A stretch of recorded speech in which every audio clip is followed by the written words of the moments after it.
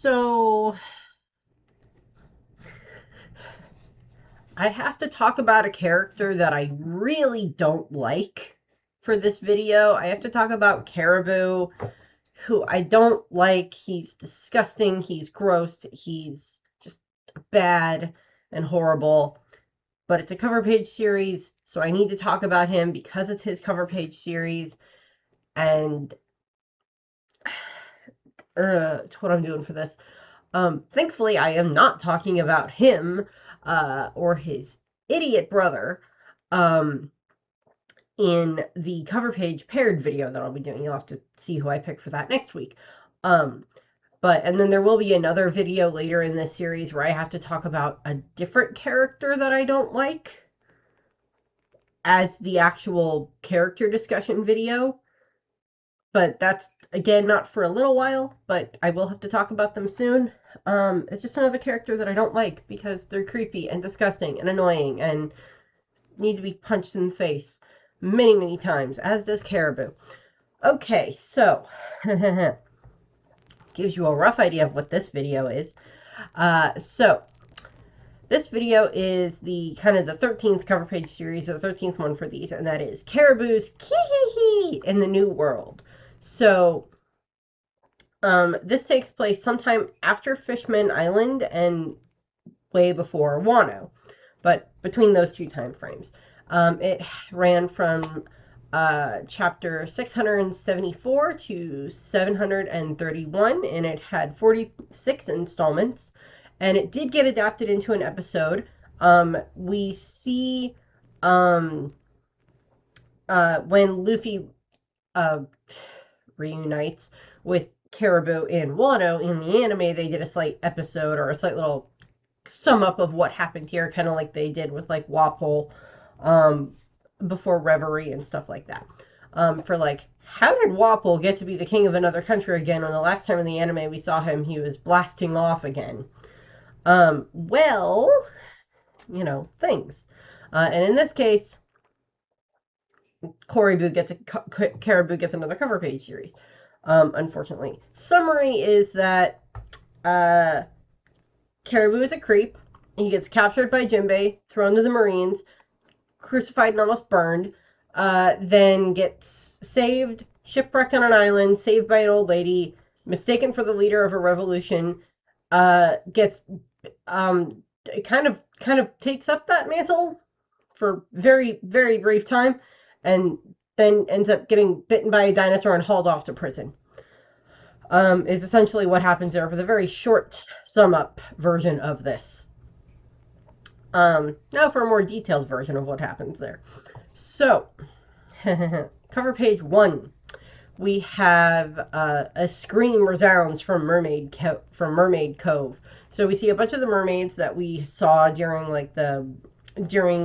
Fishman Island, where we're introduced to them. And stuff like that. A bunch of the mermaids that like Luffy and Sanji and stuff like that we see them here, and there's this scream in the background, and they're looking over and they see these shadowy figures kind of being chased after by another shadowy figure. Then we get number 2. Don't run away, mermaids, and we see that it is Caribou, and he is resuming his mermaid kidnapping spree that he had in Fishman Island, where he was trying to, trap a bunch of the mermaids in his mud, and like he tried to do with Shirahoshi and everything, tried to, trap them in his mud, so that way he could take them and sell them as slaves, because Caribou is a horrible, horrible, slimy human being, that is literally made of mud. And we see him here trying to, swallow up the mermaids in his, mud. Then we get number 3. In the end, and we see Jinbei has shown up, and he punches Caribou out, saving the mermaids, of course. And, this is essentially for Jinbei, like right after the Straw Hats left to go head off toward, where they end up going to Punk Hazard. But after he sent the Straw Hats off, with good luck and everything, and Jinbei will have his own cover page series next. So I'll get to talk about him a little bit more there. But what ends up happening is we see here Jinbei just punches out Caribou, And then we get number 4, taken away by Jinbei-san. So Caribou gets stuffed in a barrel. Not the first time that, or not the last time that's going to happen. Thankfully, not the first time it's happened either. Won't be the last time. Um, I love Caribou getting shoved in a barrel. Jinbei is just sailing away on one of the little bubble boats that they have. He'll have this boat in his cover page series too. And he's sailing off, and he's got Caribou in the barrel as he's like waving at like the mermaids and whoever else is there, sending him on his way. Because of course Jinbei's a very popular guy in Fishman Island, for various reasons. Then we get number 5. Caribou arrives. So we have Caribou, who's Caribou's younger brother, shows up. He's the one that has like a lizard on his head that you think is his hair, and then it's not. It's actually just a lizard on his head, like an iguana or something. And I'm like, how well is that thing trained? Or is it just really attached to him for whatever reason? But we get that. And we have him showing up with the newly rebuilt version of their ship, which is actually the ship is not bad. The ship is not bad. It has like a nice image of like a caribou on the front of it. I'll give it the Jolly Roger isn't bad. And it's the Numabu, or it's the mud boat is essentially what it translates to, because Numa is mud and Caribou has the Numa Numa Nomi, so mud boat essentially is what this thing is. And so I'm not going to knock the boat. The boat is fine. I like the ship. It's cute. Caribou shows up to try to rescue his brother. And Jinbei is just like, no. Okay. And Caribou is just like, oh, yay! This is going to work out great. I'm going to be saved. Not what happens. 6, going beyond the sea at fishman speed. So Jinbei essentially pops out of the boat, because he can, it's a bubble boat, pops out of the boat, grabs it, and then just like full power speed swimming away, hanging onto the boat while he's like getting away from the mud, Caribou ship. He's just like, yeah, no, I'm not giving you this. Swims off as fast as he can, and the others are just like, that's not good. And Caribou's just like, oh, that's not good. He's not happy. Then we, number 7, arrive at the ruined Marine Base G5. So I think we meet these guys here after I think we've met them in Punk Hazard, for how this kind of lines up, I think. Because while this part is going on in the manga, it's already past Punk Hazard. So we've met some of the G5 guys already by this point in time, because we've met the G5 guys that were with Smoker and Tashigi at Punk Hazard, and some of the other ones that we kind of meet during that time frame as well.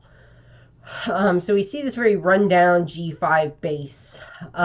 There's literally like the building is being held together with like wood and plaster type of thing. Like, that's how bad this is. Even the marine flag is like really dirty, which I like, is like this little detail. The dock is even like falling apart. Like this base is just in horrible disrepair. And so it's like Jinbei's popping up out of the water with like the little bubble boat with Caribou inside of it. It's like, oh, well, okay, this is not going to be good. And we get to 8. So Jinbei essentially picked up Caribou out of the boat and chucked him up onto the land, onto the shore. And we see several of the Marines that we kind of met for the G8 Marines. We see, so it's Commodore Yarasuge picks up too many things that are too good. So he has the wanted poster that recognize that it's Caribou. Yarasuge, we met during Punk Hazard. He's one of the Marines that we end up interacting with. It was like a bunch of the citizens were telling him, hey, our children are missing. Why aren't you doing anything about it? And he just doesn't really care. Also, he has a very interesting fashion sense, so I'll give him that. But we met him there, and we know that the G5 Marines are a much more kind of sadistic group of Marines.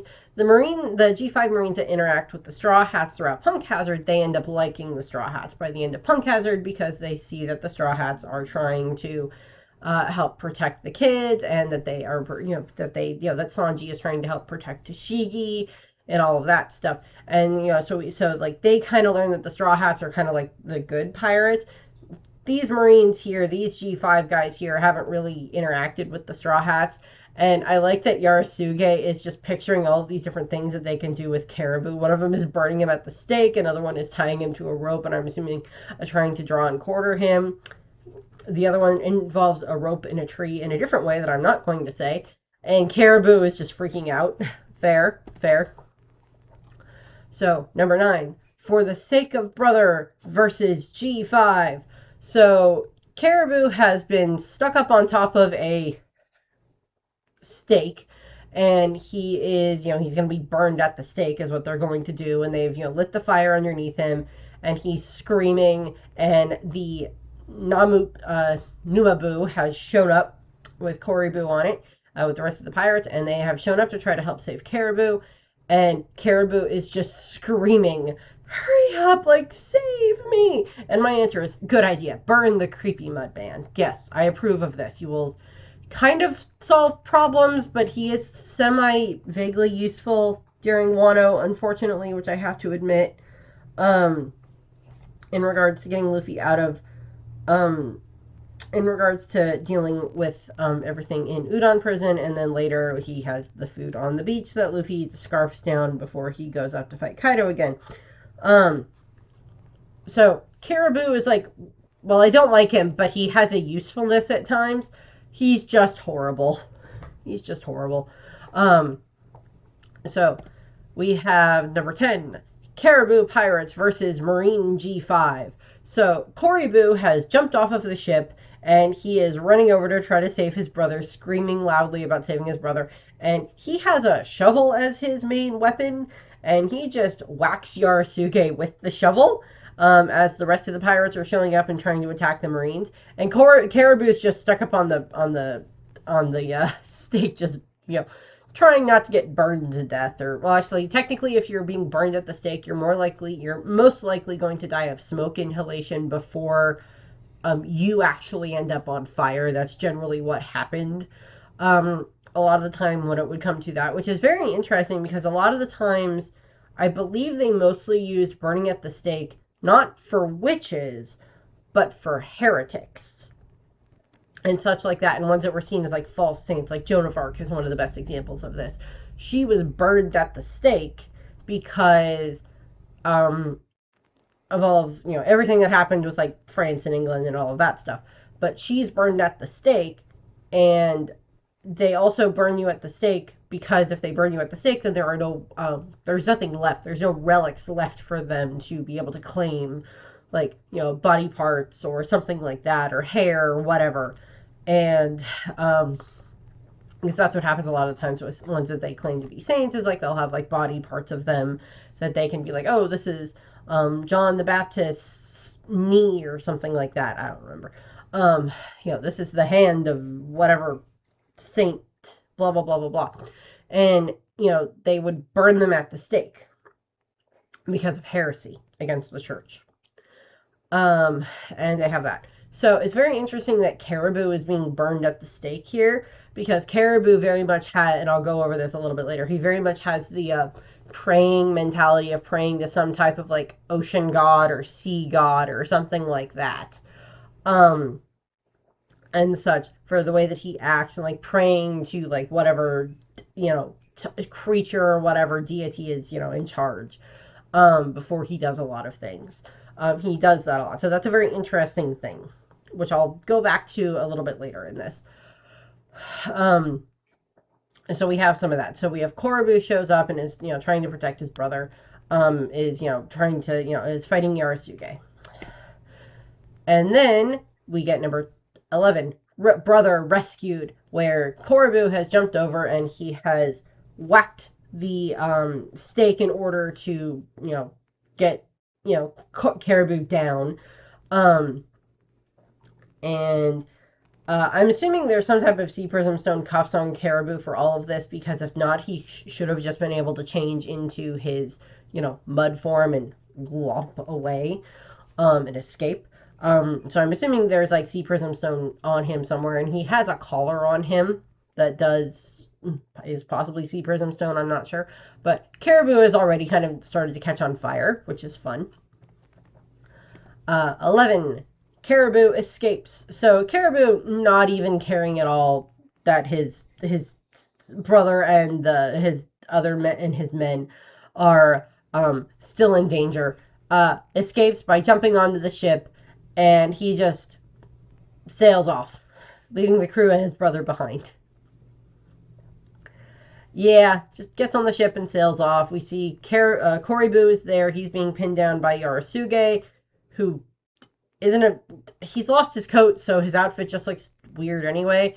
And we have one of the Marines like firing at Caribou, which isn't going to do any good. And we see the other members of the crew just laid out on the ground, knocked out. And Caribou is just like, wait, brother, come back! And then the iguana lizard thing on Caribou's head is just like waving at Caribou. Again, where did he get the lizard? Just weird. So we have that. 13. Divine punishment. So Caribou's ship ends up in these huge waves, and he's forced to escape the Numabu, and he ends up on one of the little lifeboats, and he's sailing off, panicking. He even has like the floaties around his waist, which is funny. Then we have 14. Barely escaped with his life to some island. So Caribou manages to escape to this unknown island somewhere in the New World. I will get to which island this is in a moment, because we have seen it before. And at some point, he ends up somehow surviving this. He ends up surviving this storm, wrecks on this beach, and he is just, believes that God's wrath he believes he's being punished with God's wrath for leaving his brother and his men behind. So that's what he believes is what's going on right now. So I said this earlier. He is very much this kind of very praying type character is what he kind of portrays himself as. And one of the things that got brought up during the Rocks flashback is that there is Ochoku, or Rangi, but Ochoku, shares similar design elements to Caribou and Koribo. They have similar pointed ears, similar cheekbones and noses, and similar facial shapes. And such like that. Very similar to how both of them are designed. Now, as of the recording of this video, that has not been something that has been confirmed one way or the other. If there is a family relation, if like Ochoku is Caribou and Koribo's father, uncle, something. I guess grandfather would be a possibility, since I don't think we know how old Ochoku is, to the best of my knowledge, or how old he was. He might be dead now, I don't remember.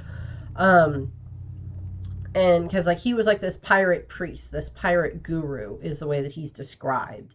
And that's very similar to the way that, excuse me, the way that Caribou is with his own belief in God, in that setup. So there are those similarities there. Now, again, as of the recording of this, nothing of that has been confirmed. I'm assuming at some point in time, someone is going to ask Oda in an SBS question, hey, there's a lot of similarities between Ochoku, Caribou, and Koribo. And we know that Caribou and Koribo are brothers. Is Ochoku their father or their uncle or something like that? Because, of course, via a bunch of SBS questions, we, of course, found out that, the Ulti and Page's Ulti and Page 1's father is Hanafuda, who is this former warlord who is dead.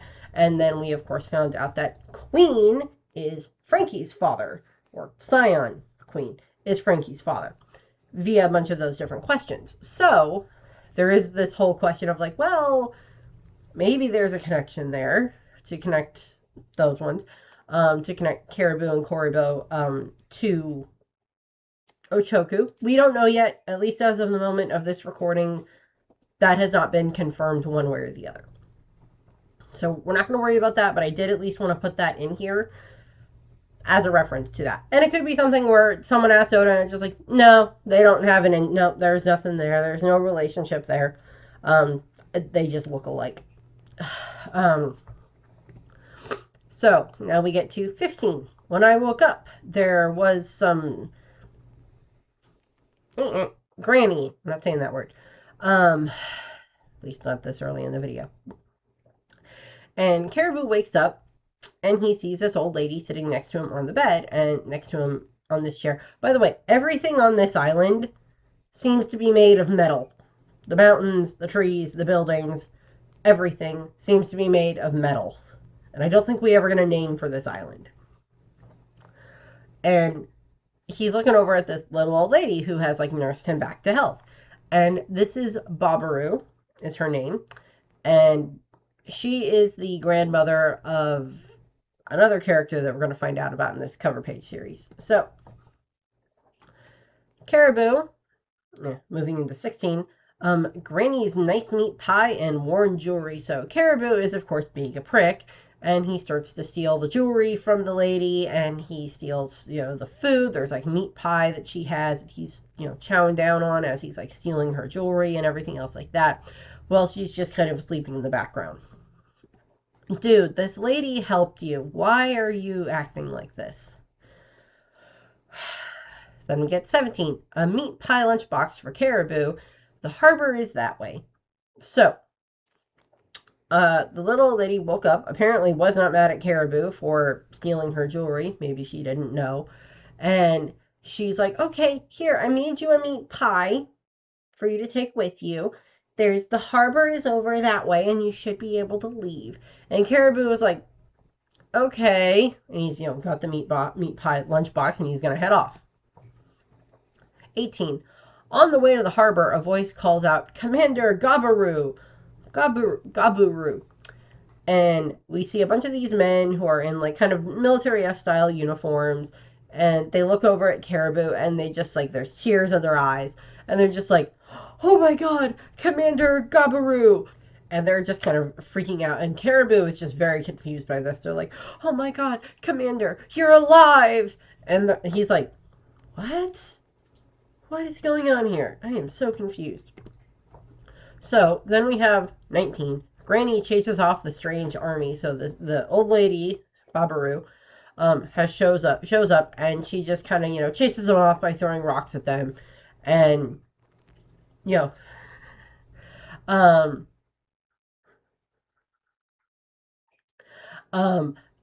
they're just, Caribou is just confused by this, and they're running off. Then we have 20. Off to the harbor. So, again, this little old lady has showed up. She's nursed Caribou back to life. She's shown up here. She's chased off these guys who thought Caribou was someone else. And now she's just like, no, off to the port you go. Bye-bye.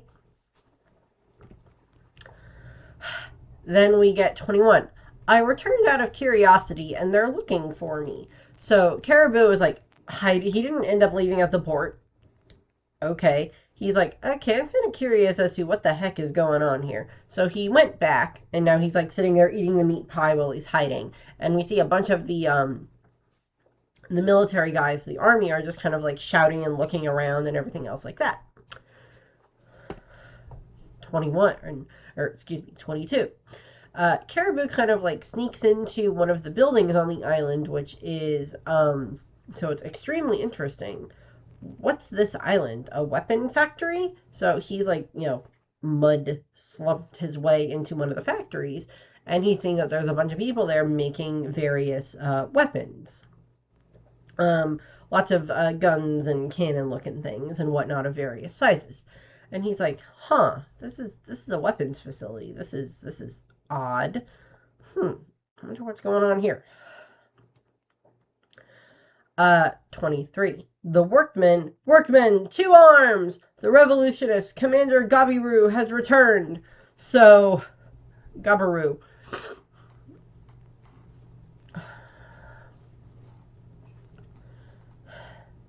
So, Caribou is just kind of in the foreground of this, looking like, okay, this isn't good. And yeah, that guy on the poster, on the flag, definitely looks familiar. Looks like me, I'll give him that. But what the heck is going on?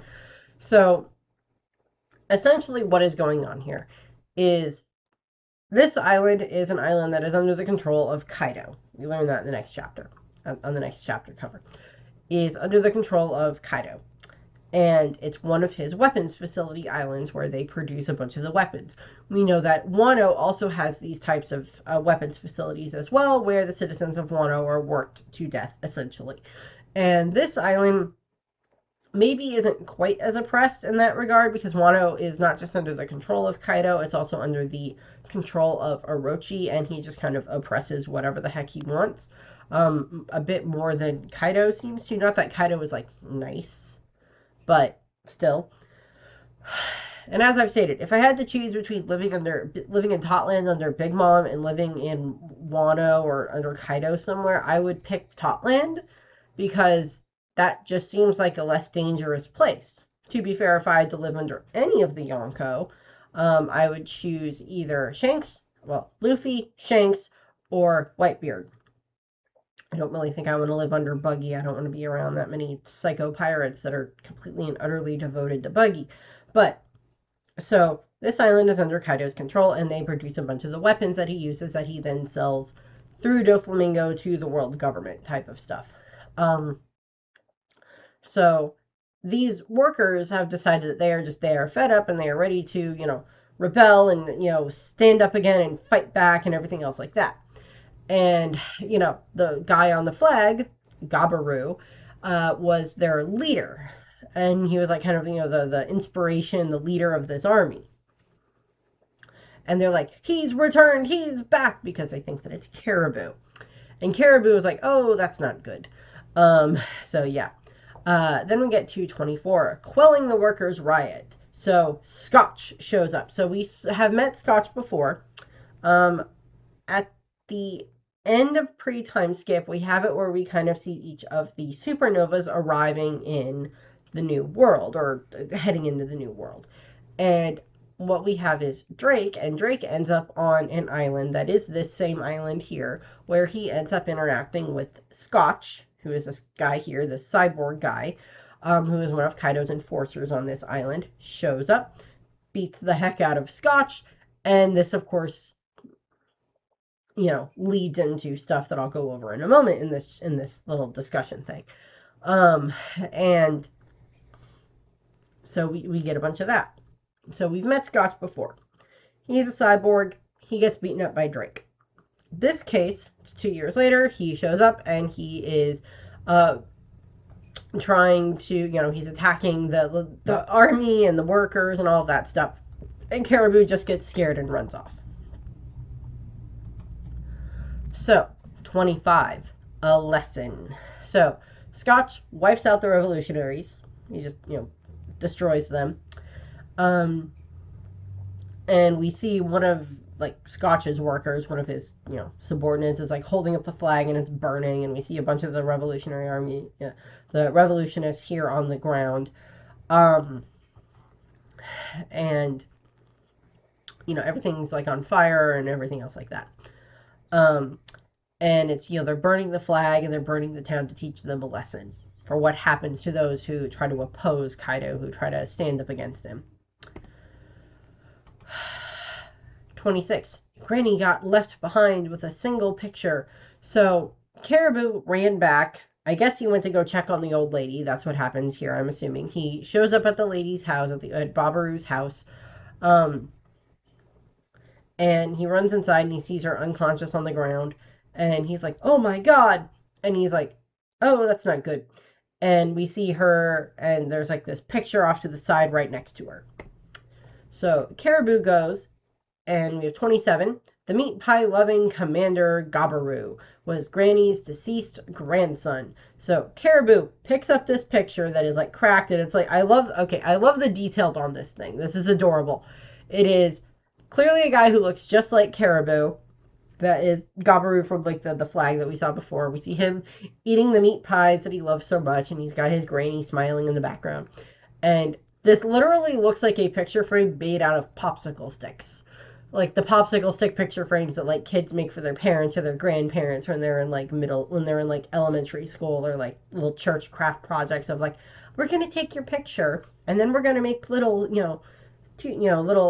popsicle stick frames, and you guys can decorate them, and it says, I love grandson Gabaru. It says gobble in the picture, but that's just weird translations English, between Japanese and English. So we have that. So it's just cut, and like the picture's cracked because it's been dropped on the ground. Um, and Caribou's like, okay, then that kind of just explains a bunch of this. So 28, run away quickly, Gabaru. You must not fight anymore. So Babaru has woken up and she's, confused, and she's looking up at Caribou and thinking that he's her grandson, and she's begging him to run away, begging him to leave, to go try to be safe somewhere else. And, she's like, please leave, please try to leave. As like everything is burning around her. And Caribou's kind of like, okay. 29, Granny gets blown away. So, Scotch bursts through the wall, and Granny kind of gets knocked aside. And, Caribou's just like, oh god, that's not good. And so Scotch has burst through the wall. 30, run, Gabaru, I'll take you up on it. And so, badass grandma, Babaru gets up, and she's like, haha, I'm gonna fight this guy. And, is gonna like try to fight Scotch so that way her grandson can try to escape. Side note, this doesn't go well, but badass grandma. And we have 31. A big escape from the high-ranking pirate Scotch. So Caribou is just running away as whatever the heck is burning in the background. He's just running away as the house burns in the background, where the little old lady is trying to protect him, and buy time for him to escape. 32.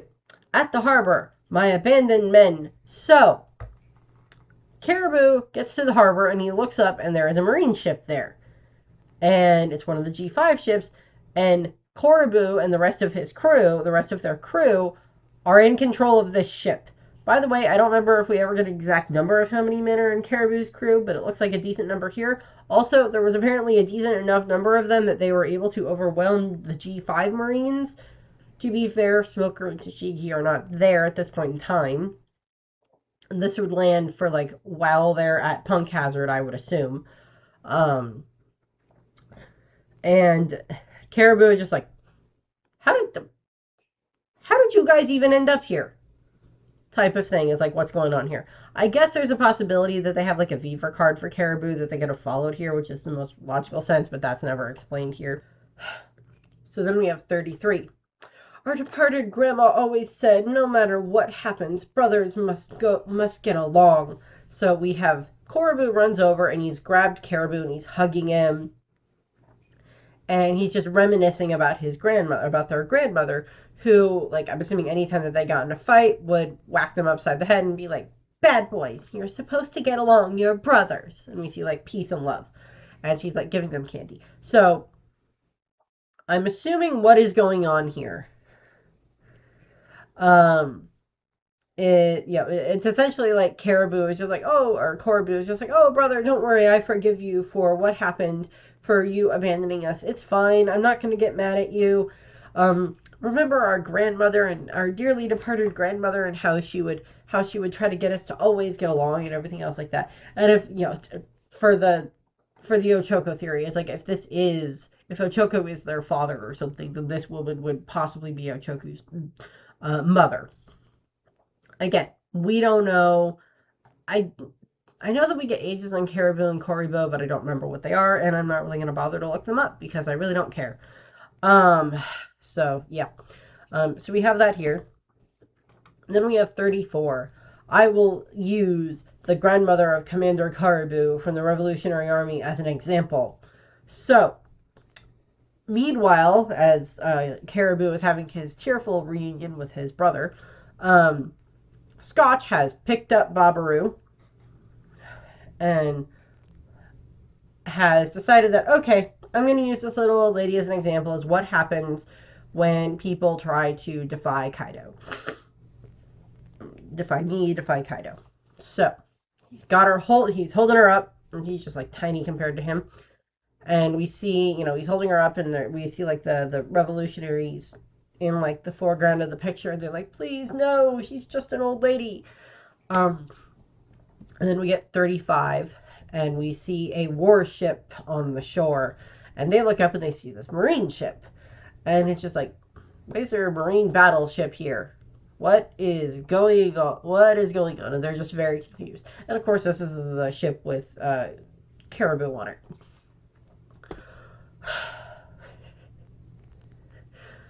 That's just funny. And then we get 36. The commander was alive. Caribou appears. And okay, I give Caribou credit for this. There are very few things I will give Caribou credit for. I will give him credit for this. He is pretending to be Gabaru, and it like they did like some quick things where it's just like, you know, they have like Gabaru is written on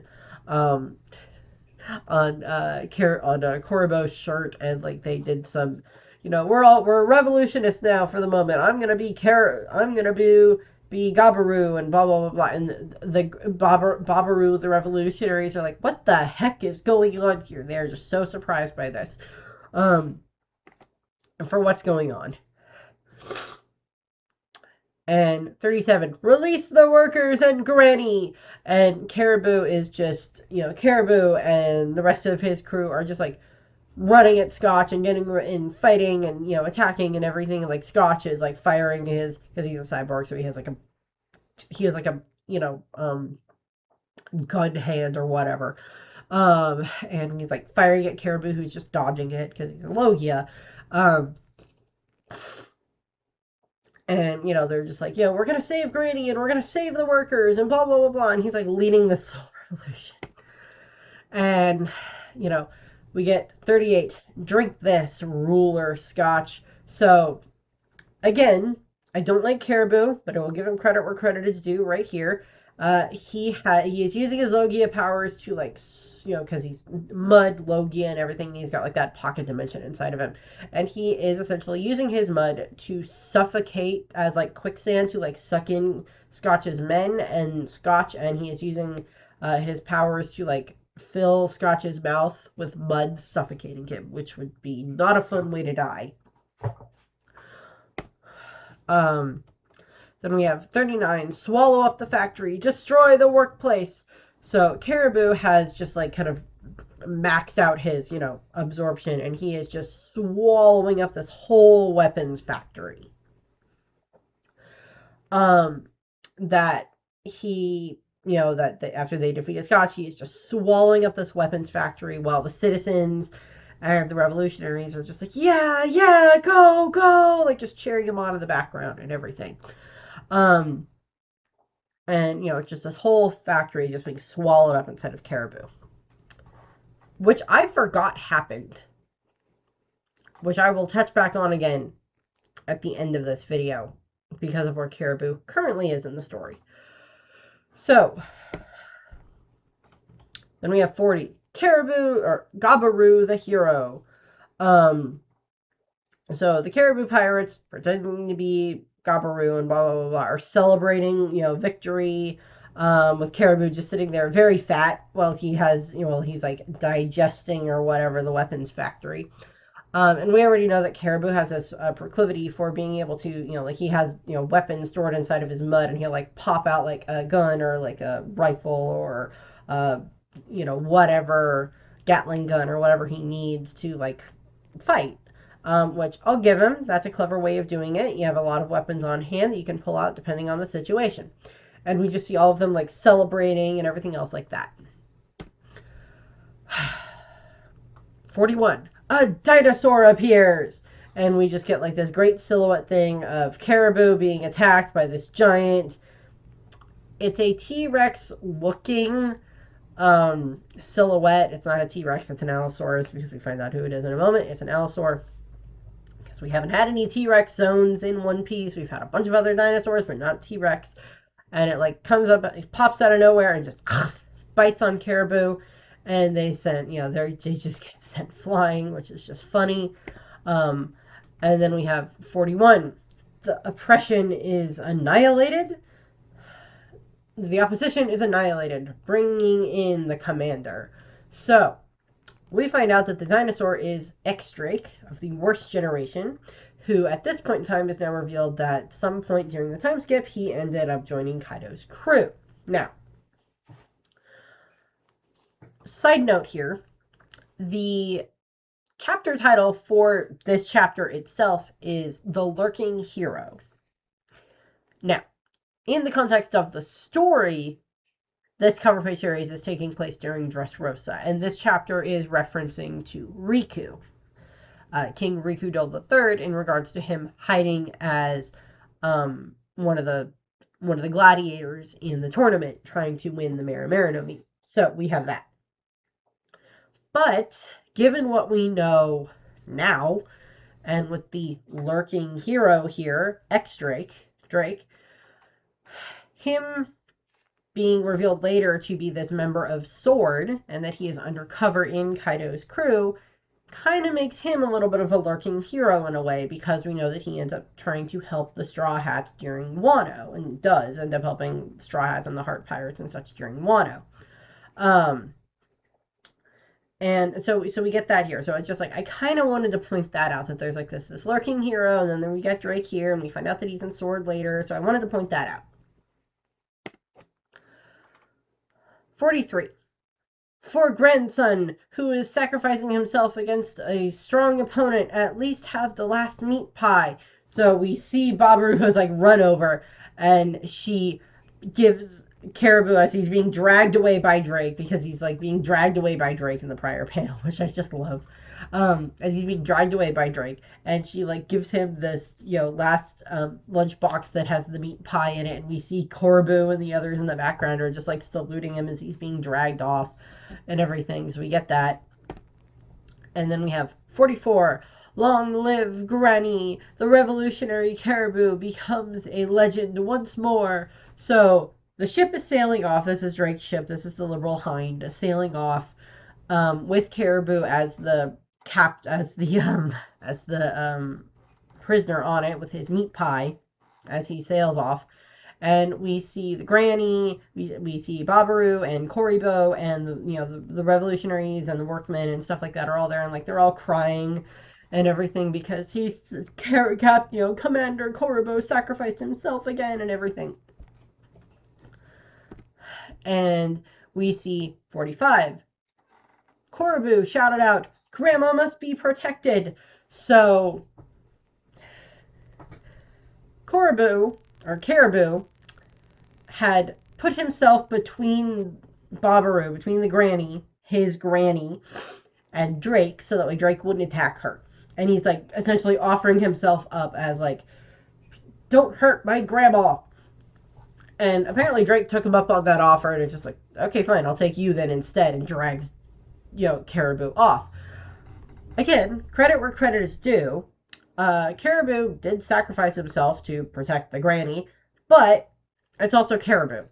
And I'm assuming part of what happens here is, his brother reminding him of their grandma and everything, and how she's gone. And we see, the Granny here, Babaru is just crying because she's so happy and everything, crying about this. And I'm assuming it's, Caribou is like a bit nostalgic for his grandma right now. And now he's just like, okay, fine, yeah, I'll protect this Granny. I'll protect her. That's fine. I'll keep her safe. I will protect this lady. So we get that. Bit of fun there. Freaking runny nose. I'm sorry. And we get the last page of the cover page. We have, "Thank you," 46. "Thank you, Pirate Caribou, who is as sweet as my grandson." And we see she's gone to this grave on the edge of the island, and she has pinned up Caribou's wanted poster onto the grave that says Gabaru, and she's put down flowers, and she's like, praying and thanking, please watch over my grandson, and please watch over this Caribou for helping me and everything. So she kind of figured up the whole time that he was dead anyway, and blah, blah, blah, blah, or knew he was dead, type of thing and everything. And now Caribou's gone off to being a prisoner, and we see Koribo and the rest of the crew are just in shock at this, like, oh my god. So we get that. So bit of aftermath as to like where Caribou ends up after this. Of course, we know that Caribou ends up getting dragged off to Wano, where he is thrown in the Udon prison mines, where eventually he ends up being reunited with Luffy during everything that happens during the Wano arc. He helps Luffy and Raizo and such work on helping them escape and everything else like that, and helping them, overthrow stuff in the prison and everything. And then Caribou shows back up again when Luffy is brought ashore by the Heart Pirates after he's been knocked off of Onigashima and almost drowns, and they save him. And then Caribou shows up, and he's got a bunch of food that Luffy scarfs down, and then is able to go up and finish fighting against Kaido and everything. And there's some other bits that happen. Caribou, of course, makes this deal with Luffy of like, if I help you with all of this, then you will get me off of this island. And they're like, and Luffy, keeps his promise. Unfortunately, Caribou has heard multiple things that he should not have back on Fishman Island. He, of course, overheard the conversation between Robin and Neptune about Shirahoshi being the new embodiment of Poseidon, and then he tried to kidnap Shirahoshi. And of course, he got stopped there by the Straw Hats and whatnot. And then, while on Wano, he ends up overhearing information about Pluton and how it is buried underneath Wano. And again, that's not a good thing for him to know about. So we have that. And of course, where currently in the story is Caribou. The last time that we saw Caribou in the story, at least as of the recording of this video, which, considering that at the time I'm recording this, I don't know what's going to happen in Elbath right now. By the time this goes up, I doubt we'll be finished with Elbath and checking in with the outside world, but who knows? I don't. Maybe Chip does. Chip, do you know what's going to happen next? No, I didn't think so. But Caribou, of course, while on Egghead Island, ended up meeting up with Katarina Devon and Van Augur and getting taken by them, well, begging to go with them, got taken to Hakinosu, possibly where his father used to be in charge. If there is that connection there between him and Ochoku, we don't know yet. That has not been determined. And he gets taken there because he claims that he is this huge fanboy follower of Blackbeard, and he has information that Blackbeard will find useful. Last time we saw him, he was being put in front of Blackbeard, I believe, and kind of like, okay, what's this information you got for me that's so useful? Now, assumedly, this information is the Mermaid Princess is actually Poseidon, and she has the ability to control Sea Kings, so you might want to try to get a hold of Shirahoshi. And Poseidon and Pluton, which is another one of the ancient weapons, is stuck underneath Wano. And if you want to get that, you're going to have to destroy Wano in order to get to the weapon. Both of those are very bad things for Blackbeard to know. Because it would lead to either him going to attack Fishman Island to try to get Shirahoshi, or going to attack Wano in order to try to get Pluton, or both, depending on certain circumstances and whatever the heck else is going on. So there's all of that. The other thing is, we know that Caribou, as we just saw in this cover page series, swallowed one of the weapons factories. Now, there's always the chance that when he was taken to Wano, that they made him essentially like cough up all of the weapons and the weapon factory and everything else like that. So that way he doesn't have them inside of him anymore. And that could have just resulted in like, okay, well, we got a brand new weapons factory. It's a bit dirty, but we can clean it off and get people working in it now. And set that up in Wano. The other thing is that Caribou was unfortunately left unattended in Wano for a while, and he could have swallowed up not just a bunch of that food that he brought, that Luffy gobbled up, but also gobbled up more of the weapons and maybe even another weapons facility, which would not be good, because now since he is on Hachinosu, if anything, he can give a bunch of that stuff, a bunch of those weapons and this weapons factory to Blackbeard, for Blackbeard to be able to use to try to, use to make weapons, which would not be good. And all that type of stuff. So there's possibilities there for like how that could have gone, or how that might go. So we'll have to see. He also could have gathered up some Sea Prism weapons, because of course we knew that there were Sea Prism weapons in Wano. To be fair, I would like to think Caribou might be of at least somewhat smart enough to be like, I'm not going to swallow Sea Prism Stone weapons with nothing between me and the Sea Prism Stone, because that's not a wise decision. And hopefully he put them in like crates or boxes or bags or something that aren't Sea Prism Stone. That just seems like a wise decision. Or at least that would be my thought of like, okay, I'm a Devil Fruit user and I have an ability to have like a pocket dimension inside of me. And I would like some Sea Prism Stone weapons. Now, I don't need the Sea Prism Stone touching me while it's inside of me, because that's not going to be helpful for my powers. So, we'll put them in a bag and make sure that it's fully tied, or we'll put it in some boxes or crates or something. Just thoughts. Okay, so that's what I have here for this. I thank you very much for watching. I hope you enjoyed the video, and I hope you have a nice rest of your day. Bye!